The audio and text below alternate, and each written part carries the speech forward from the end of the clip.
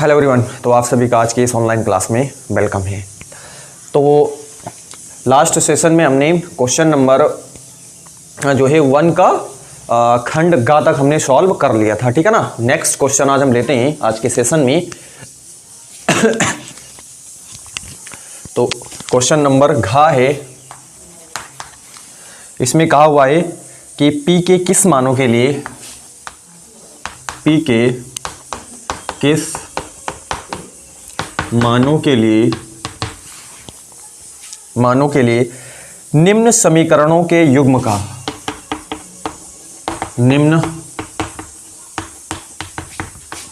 समीकरणों के युग्म का एक अद्वितीय हल है। एक अद्वितीय हल है। इक्वेशन आपके पास दे रखी है, एक है आपके पास 4x plus P Y plus 8 बराबर 0। इक्वेशन नंबर आपके पास फर्स्ट है। सेकंड इक्वेशन है 2x प्लस 2y प्लस 2 बराबर कितना है 0 है। That is equation number second, ठीक है ना। इक्वेशन नंबर आपके पास क्या है, सेकंड है। हमसे पूछा हुआ है कि p का वो कौन सा मान है, मतलब p के किस मानों के लिए निम्न समीकरणों के युग्म का एक अद्वितीय हल है। तो आपको अद्वितीय हल है, इससे आपको पहले ये मालूम होना चाहिए कि अद्वितीय हल के लिए क्या कंडीशन है। अद्वितीय हल के लिए एक अलग से कंडीशन होती है आपके पास, ठीक है ना। मतलब एक यूनिक हल आपके पास केवल होना चाहिए, ठीक है ना। तो उसके लिए एक अलग से कंडीशन है, ठीक है ना। और कोई हल नहीं है, उसके लिए क्या होती है, अलग कंडीशन होती है आपके पास, ठीक है ना। और अपरिमित रूप से अनेक हल है, उसके लिए भी क्या होती है, अलग अलग कंडीशनें होती हैं, ठीक है। तो यहां पर अद्वितीय हल के लिए कंडीशन क्या है आपके पास, समझिए। यहां पे देखिए, अद्वितीय हल के लिए कंडीशन ही कि a1 बटे a2 does not equal b1 बटे b2। इससे आपको ये इसके लिए क्या है, शर्त है। मतलब a1 बटे a2 डज नॉट इक्वल होना चाहिए b1 बटे b2। देखिए कैसे, यहां पे हम क्या करते हैं, समीकरण 1 की तुलना, समझिए आप यहां पे, ठीक है ना। समीकरण 1 की तुलना मानक समीकरण a1x plus b1y plus c1 बराबर 0 से करने पर तो समीकरण 1 की तुलना मानक समीकरण a1x plus b1y plus c1 से करने पर a1 के स्थान पे बताइए क्या है, a1 के स्थान पे बताइए क्या है। a1 के स्थान पे क्या है, 4 है। बताइए b1 के स्थान पर क्या है, b1 के स्थान पर आपके पास p है और c1 के स्थान पर आपके पास क्या है, 8 है। क्लियर हो रहा है या नहीं। अब हम इक्वेशन नंबर 2 की तुलना करवाते हैं, ठीक है ना। तो देखते हैं, समीकरण 2 की तुलना मानक समीकरण a2x b2y प्लस c2 बराबर 0 से करने पर बताइए a2 की वैल्यू क्या है। a2 की वैल्यू यहाँ पे कितना है, 2 है। b2 की वैल्यू क्या है, 2 है। और c2 की वैल्यू भी आपके पास क्या है, 2 है। ये आपके पास यहाँ पे निकल करके आता है। मतलब a1 b1 c1 a2 b2 c2 हमसे निकल करके हमने यहाँ पे निकाला हुआ है, ठीक है ना। अब यहाँ पे इसको हम क्या करते हैं, पुट करते हैं और यहाँ से हम आपको वो मतलब p का वो मान हम क्या करते हैं, ज्ञात करते हैं, ठीक है ना। जिसके लिए निम्न समीकरणों के युग्म का एक अद्वितीय हल है। तो p का वो मान हम क्या करते हैं, पता करते हैं। देखिए a1 के स्थान पर क्या है, a1 के प्लेस पर क्या है, 4 है। तो हम यहाँ पे लिख देते हैं 4, हमने यहाँ पे रखने हैं, ठीक है ना। a1 के प्लेस पे 4 है, a2 के प्लेस पे क्या है, 2 है। और ये डज नॉट इक्वल का साइन है। b1 के प्लेस पे क्या है, p है। और b2 के प्लेस पे क्या है, 2 है। ये चीज, ठीक है ना। क्रॉस मल्टीप्लिकेशन करा देते हैं तो यहाँ से कितना हो जाएगा, 2p हो जाएगा। और ये आपके पास ये चीज हो जाएगा, ठीक है ना। इसको हमने इसके साथ गुणा करा दिया, इसको हमने इसके साथ करा कर दिया। बीच में डज नॉट इक्वल का साइन, इसको हमने यूं ही लगाया हुआ है, ठीक है। तो आपके पास क्या हो जाएगा, p बराबर डज नॉट इक्वल 8 बाई कितना हो जाएगा, 2। तो 2 1 जा 2, 2 4 जा कितना हो जाएगा, 8 हो जाएगा। p डज नॉट इक्वल क्या होना चाहिए, 4। यहां से क्या पता चला, यहां से ये पता चला कि p की वैल्यू यहां पे 4 नहीं होनी चाहिए। क्या कहा हमने, P की वैल्यू यहाँ पे 4 जो है वो नहीं होनी चाहिए, ठीक है ना। देखो यहाँ पे 4 है, 2 दूनी 4, ये कितना हो जाएगा आपके पास 2 हो जाएगा। और अगर P की वैल्यू यहाँ पे कितना हो गया 4 हो गया, P की वैल्यू अगर यहाँ पे 4 हो गया तो यहाँ पे 2 दूनी 4, ये भी 2 आ जाएगा, ये भी 2 आ जाएगा, तो ये क्या हो जाएगा बराबर हो जाएगा, ठीक है ना। और बराबर की कंडीशन में यहाँ पे अद्वितीय हल प्राप्त नहीं होगा। अद्वितीय हल तभी प्राप्त होगा जब ये शर्त फुल होगी यहाँ पे, ठीक है ना। क्लियर हो रहा है कि नहीं आपको। तो इसीलिए हमने क्या करा हुआ है कि यहाँ पे P की वैल्यू आप 4 नहीं रख सकते, मतलब P का यही मान है आपके पास, ठीक है ना। मतलब P की वैल्यू 4 को छोड़ करके आप कुछ भी रखो, यहाँ पे P का मान आप कुछ भी रखो, किसको छोड़ करके 4 को छोड़ करके, ठीक है ना। 4 आप यहां पे कुछ भी रख दो, P का मान आप 1 रख दो, 2 रख दो, 3 रख दो, 4 नहीं रखना है। जिसे 4 रखोगे तो ये 2 है, तो ये भी 4 रखोगे, 2 दूनी 4, 2 दूनी 4, 2 2 बराबर हो जाएगा। तो फिर ये कहां शर्त रह जाएगी अद्वितीय हल की, ठीक है ना। अद्वितीय हल के लिए यही कंडीशन होनी चाहिए, ठीक है। तो आप 1 रखो, 2 रखो, 3 रखो, फिर आप 5 रखो, 6 रखो, 7 रखो, 8 रखो, कुछ भी आप रख सकते हो यहाँ पे, ठीक है ना। तो इस तरीके से ये P डज नॉट इक्वल क्या होगा 4 हो जाएगा आपके पास, ठीक है ना। क्लियर हो रहा है आपको। नेक्स्ट क्वेश्चन लेते हैं हम, क्वेश्चन नंबर अंगा, ठीक है ना। इरेज करता हूं मैं इसका, स्क्रीनशॉट आप ले सकते हो।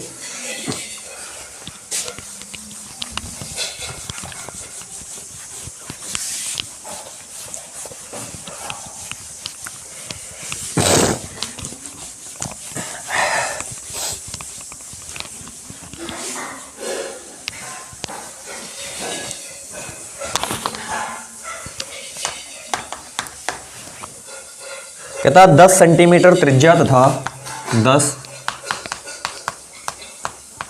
त्रिज्या तथा 6 सेंटीमीटर त्रिज्या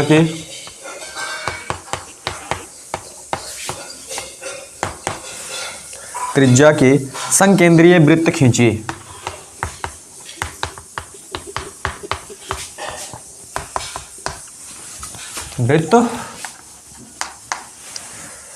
वृत्त खींचिए, है ना।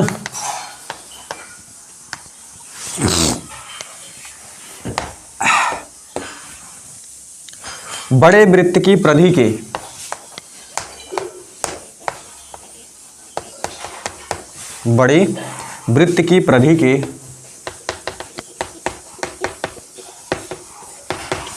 परिधि के किसी बिंदु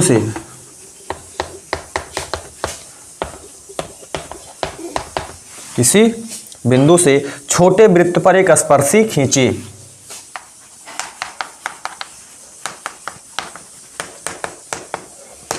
एक स्पर्शी खींचिए, स्पर्शी की लंबाई भी नापिए। स्पर्शी की लंबाई भी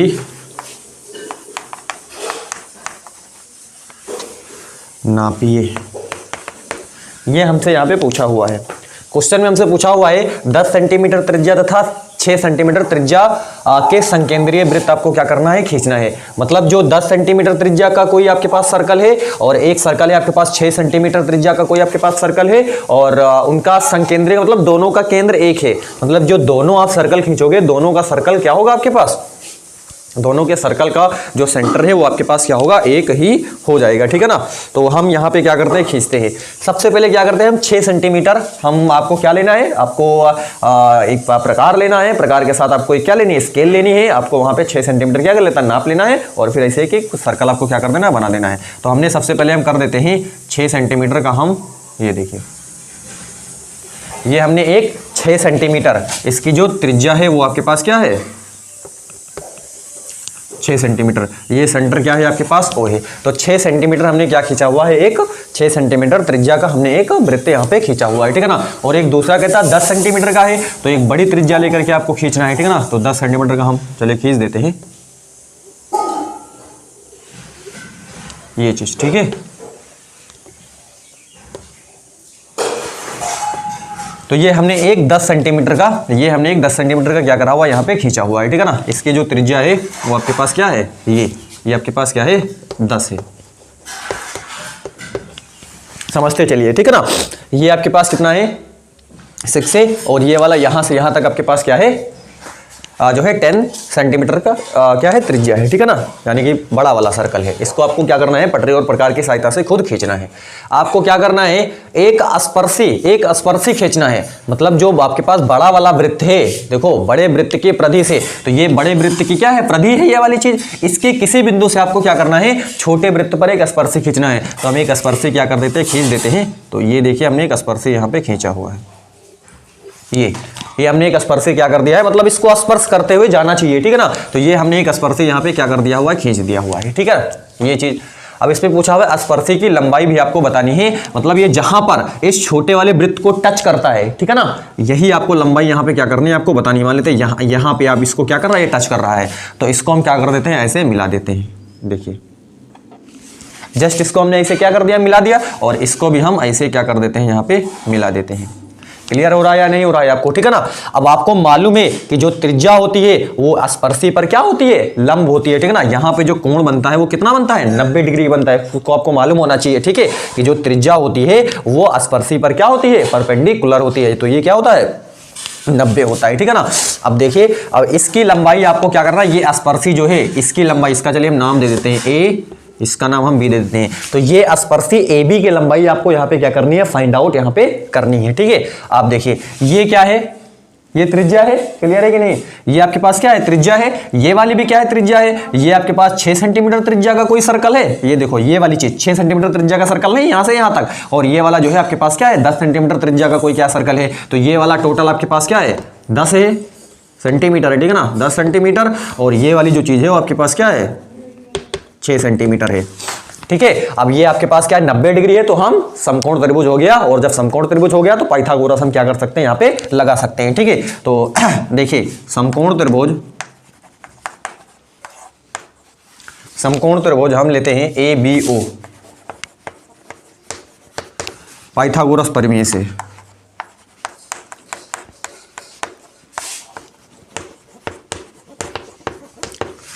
तो पाइथागोरस क्या हो जाएगा, देखो 90 की जो सामने की जो भुजा होती है, इसको हमने बहुत बार इसको बताया हुआ है, ठीक है ना। तो 90 की सामने की भुजा हमेशा कर्ण होती है, तो कर्ण आपके पास क्या हो जाएगा, AO का स्क्वायर बराबर आप लिख दो OB का स्क्वायर, और प्लस आपके पास क्या हो जाएगा, AB का स्क्वायर यहाँ पे हो जाएगा, ठीक है। AO कितना है, AO आपके पास 10 है, और ये आपके पास कितना है, OB आपके पास 6 है, प्लस ये आपके पास कितना है, AB हमको मालूम है करना है, और यही स्पर्शी की क्या है, लंबाई है। तो ये आपके पास कितना हो जाएगा, 100, और ये आपके पास 36 हो जाएगा, और ये AB का स्क्वायर हो जाएगा। तो 100 माइनस 36 बराबर क्या हो जाएगा, AB का स्क्वायर हो जाएगा, ठीक है ना। अब यहाँ पे कितना बचेगा, देखिए 100 है, और ये आपके पास कितना है, 36 है, ठीक है ना। तो ये बच गया 4, और यहाँ पे 9 में से 3 गया, आपके पास कितना बच गया, तो कितना बच गया यहाँ से 64 बराबर कितना हो जाएगा, AB का स्क्वायर।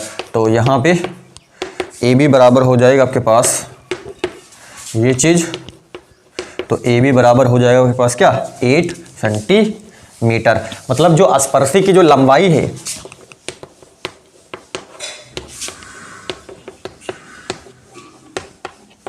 स्पर्शी की लंबाई जो है वो आपके पास 8 सेंटीमीटर है। क्लियर, इजी क्वेश्चन था, बना सकते हो बड़ी आसानी से आप इसको भी, ठीक है ना। तो ये था अंगा। नेक्स्ट क्वेश्चन लेते हैं, आप इसका स्क्रीनशॉट लीजिए।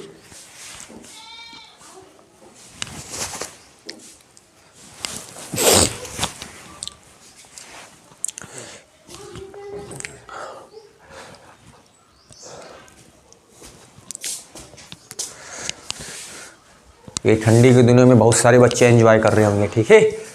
तो एंजॉय तो करना है, लेकिन एंजॉय के साथ साथ आपको अपनी पढ़ाई को भी कंटिन्यू करते रहना है, ठीक है ना। कहीं ऐसा ना हो कि आप पीछे हो जाओ और बच्चे लगे हों, लगातार कंटिन्यूअस मेहनत कर रहे हों, और आपको लग रहा है कि सारे लोग बैठे हुए मेरे तरीके से, तो ऐसा नहीं है, ठीक है। अन्य बच्चे जो है वो मेहनत में लगे हुए हैं, आपको भी पीछे नहीं रहना है, क्योंकि बोला भी जाता है मेहनत कभी भी व्यर्थ नहीं जाती, hard work never goes in when.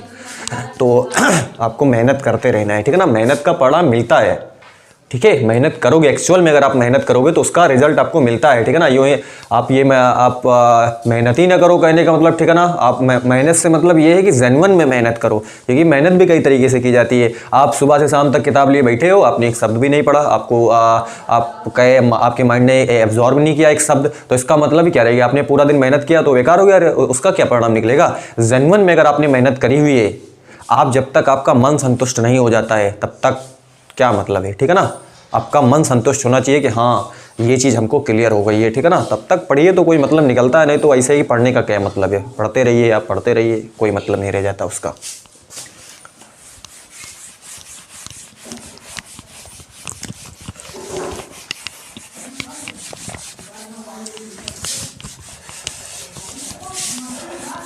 क्योंकि दुनिया में जितने भी महान व्यक्ति हुए हैं उनके पीछे बड़ा संघर्ष है। आपको लगता होगा कि ये यहाँ इस ओहदे पे बैठे हुए हैं, इस पद पे बैठे हुए हैं, तो उसके पीछे कितनी मेहनत है उसको ज़रा आप सोचो एक बार। हाँ, ये तो रेयर है कि कुछ लोग जो है बगैर मेहनत के हो जाते हैं, लेकिन वो एक्सेप्शंस में जाएंगे, ठीक है ना, अपवाद स्वरूप, ठीक है।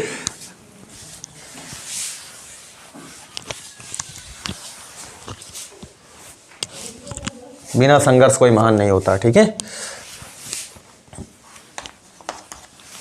चलिए नेक्स्ट कहता है आपके पास समीकरण दे रखा है, समीकरण x² - 7x + 12 बराबर कितना है 0 के मोलों के व्युत्क्रमों का, के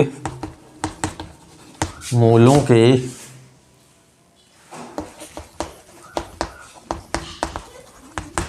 व्युत्क्रमों का योगफल ज्ञात कीजिए, योगफल ज्ञात कीजिए। देखिए मूलों के व्युत्क्रमों का योगफल आपको क्या करना है, ज्ञात करना है, ठीक है ना। तो सबसे पहले आपको इसके मूल फाइंड आउट करने होंगे, ठीक है। x² - 7x + 12 बराबर कितना है 0 है। देखिए इक्वेशन आपके पास दे रखी है x² - 7x + 12 बराबर 0। आपको क्या करना है, इसको सबसे पहले यहाँ से मल्टीप्लाई करना है। यहाँ पर कोई नंबर क्या एक है, मतलब है नहीं तो एक है, मतलब 12 का नंबर कितना हो जाएगा 12। मतलब आपको दो नंबर आपको ऐसे यहाँ पे फाइंड आउट करने हैं, ऐसे दो नंबर आपको खोजने हैं जिनको मल्टीप्लाई करने पर, जिनको आपस में गुणा करने पर 12 आए। क्या काम ने, दो नंबर आपको ऐसे खोजने हैं जिनको आपस में गुणा करने पर 12 आए, और उन दोनों नंबरों को जोड़ो। समझिए आप, दो नंबर आपको ऐसे खोजने हैं, दो नंबर आपको ऐसे खोजने हैं जिनका गुणा 12 हो, जिनका गुणा 12 हो, और उन दोनों नंबर को जोड़ दो आप, तो आपके पास कितना आना चाहिए इससे, क्योंकि प्लस साइन यहाँ पे है, जोड़ दो तो आपके पास 7 आ जाना चाहिए, ठीक है ना। क्लियर। तो 4 3 12 और 4 और 3 जोड़ोगे तो आपके पास क्या आ जाएगा 7 आएगा, ठीक है ना। क्लियर। चलिए x² - 4 + 3 ऐसे हम इसको लिख देना है, ठीक है ना, +12 बराबर कितना हो जाएगा। बहुत बच्चे साइन में कंफ्यूज हो जाते हैं कि ये साइन कैसे चेंज हो जाता है, ठीक है ना। इसमें हमने कुछ किया नहीं है, हमने माइनस था यहाँ पे माइनस लगा दिया, हमने क्या बोला, हमने जोड़ने के लिए बोला हुआ था, तो हमने जोड़ दिया, और x हमने क्या कर दिया बाहर कर दिया, प्लस या 12 लिख दिया। अब देखिए यहाँ पे समझिए माइनस, अब देखिए इसका जब गुणा यहाँ पे होगा तो ये वाला ये भी अंदर हो जाएगा, तो ये माइनस का है तो यहाँ पे क्या हो जाएगा माइनस का 4x, ये वाला भी गुणा हो जाएगा, ठीक है ना। अब ये माइनस है और ये प्लस है, इसका जब गुणा कराओगे तो गुणा में माइनस और प्लस जब गुणा होता है तो माइनस ही तो होता है, गुणा में जब माइनस और प्लस गुणा होता है तो माइनस ही तो होता है, तो ये माइनस का हो जाएगा, ये भी माइनस का 3x हो जाएगा, प्लस कितना है 12 बराबर कितना हो जाएगा आपके पास 0 हो जाएगा, ठीक है। x² माइनस क्या हो जाएगा 4x, एक ब्रैकेट में ले लेते हैं, माइनस 3x। अब यहां पर बहुत सारे बच्चे कंफ्यूज होते हैं, अब हमने यहां पे माइनस लिखना है। अब क्यों लिखना है सर, इसलिए लिखना है क्योंकि आप सोचिए इसको इसके साथ मल्टीप्लाई करो माइनस का 3x आना चाहिए, और इसको इसके साथ गुणा कराओगे तो प्लस का 12 आना चाहिए ना। अगर हमने चलिए हमने प्लस ही लिख दिया तो ये तो माइनस का आ जाएगा, लेकिन ये ऊपर तो प्लस का है, तो आपको ये समझना है बात, यहाँ पे ये आती है, ठीक है। तो ये आपके पास प्लस का आना चाहिए, ठीक है ना, इसलिए हमने यहाँ पे माइनस करा हुआ है। अब क्या करना है, कॉमन कर देना है आपके पास, x - 4 हो जाएगा, माइनस का यहाँ पे आपको क्या करना है 3 कॉमन कर लेना है, ठीक है। तो यहाँ पर x माइनस कितना हो जाएगा 4 बराबर कितना हो जाएगा 0, तो x माइनस कितना हो जाएगा 3 हो जाएगा, और ये x - 4 बराबर कितना हो जाएगा 0। तो x -3 बराबर 0 या फिर x - 4 बराबर कितना हो जाएगा 0। तो x बराबर हो जाएगा 3 या फिर x बराबर हो जाएगा क्या 4। तो x बराबर 3 कामा कितना हो जाएगा 4। तो यहाँ पे मोल क्या निकल के आए, हम मान लेते हैं एक मोल है आपके पास 3 है और एक मोल जो है वो आपके पास क्या है 4 है। ये आपके पास मोल निकल करके आता है। हमसे क्या पूछा हुआ है, हमसे ये पूछा हुआ है कि मोलों के व्युत्क्रमों का योगफल। चलिए देखिए मोलों के व्युत्क्रमों का, तो प्रश्नानुसार मूल है, इसका व्युत्क्रम का मतलब 1 बटा क्या हो जाएगा अल्फा हो जाएगा, प्लस 1 बटा आपके पास क्या हो जाएगा मूलों के व्युत्क्रमों का योगफल। तो हमने क्या कर दिया जोड़ दिया, इसको आपको क्या करना है ज्ञात करना, और यही चीज आपको क्या करनी है बतानी है। तो 1 बटा अल्फा कितना है 3 है, प्लस बीटा कितना है आपके पास, बीटा है आपके पास क्या 4 है, ठीक है ना। तो 1 बटा अल्फा प्लस 1 बटा बीटा बराबर 4 प्लस 3 बटे कितना हो जाएगा आपके पास यहाँ से 12 हो जाएगा, ठीक है ना। 4 और 3 और बटे कितना हो गया 12 हो गया। तो 1 बटा अल्फा प्लस 1 बटा बीटा बराबर 7 बटा आपके पास क्या आ जाएगा 12 आ जाएगा। तो कहने का मतलब क्या है कि मोलों के व्युत्क्रमों का जो योगफल है वो आपके पास 7 बटा कितना है 12 है। क्लियर, कोई डाउट? तो इस सेशन में हमने क्वेश्चन जो है क्वेश्चन नंबर घा, अंगा और चा 3 क्वेश्चन हमने क्या करे हुए सॉल्व करे हुए हैं। इस तरीके से खंड बा जो है हमारा फिनिश हो जाता है, ठीक है। नेक्स्ट सेशन जो हमारा आएगा उसमें हम स्टार्ट करेंगे क्वेश्चन नंबर 2 से। तो आपको तब तक क्या करना है इसका रिवाइज करना है, ठीक ना। जो सेट नंबर 1 हमने यहाँ पे कंप्लीट किया हुआ है, set number 1 plus set number 2 का जो हमने आपके पास जो मल्टीपल चॉइस क्वेश्चन थे और खंड बा जो था उसको हमने क्या करा है सॉल्व करा हुआ है, उसकी आपको क्या करना है प्रैक्टिस आपको करनी है, ठीक है। तो थैंक यू।